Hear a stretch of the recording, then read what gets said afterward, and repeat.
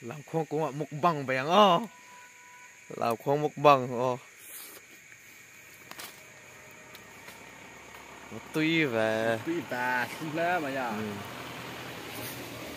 cô vợ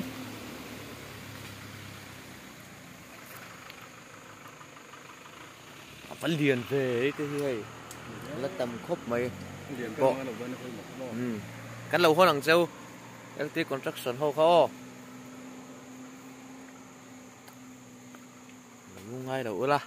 ý rồi phải càng không có cả là không khúc này tuy khóc mày không mà lần đầu tiên mà mình thấy nó cái tiếng này nó đầm từ do cái làm sao luôn thầy hai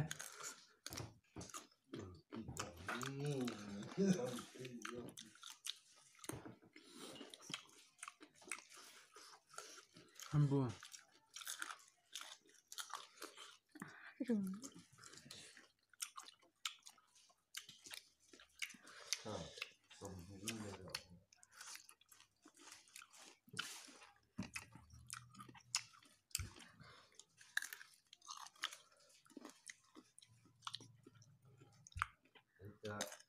thế là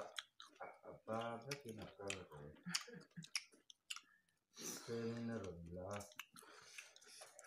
xin mi khó mùa này chắc gặp thầy à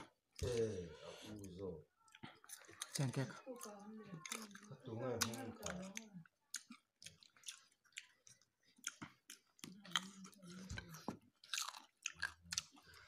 thầy té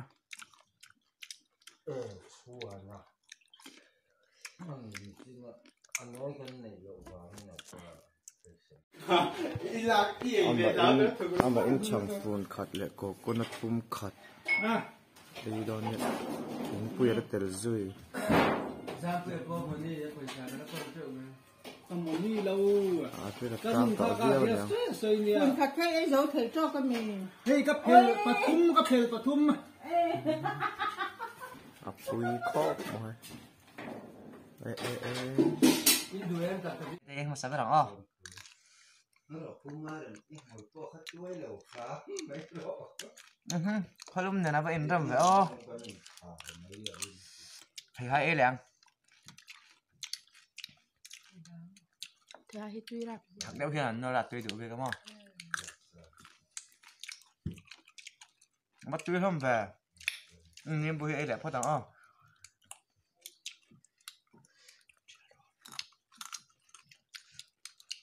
tùy đang khóc mày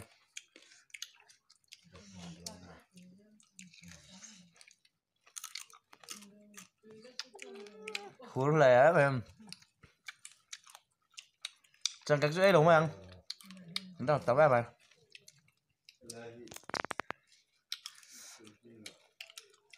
hết đây hi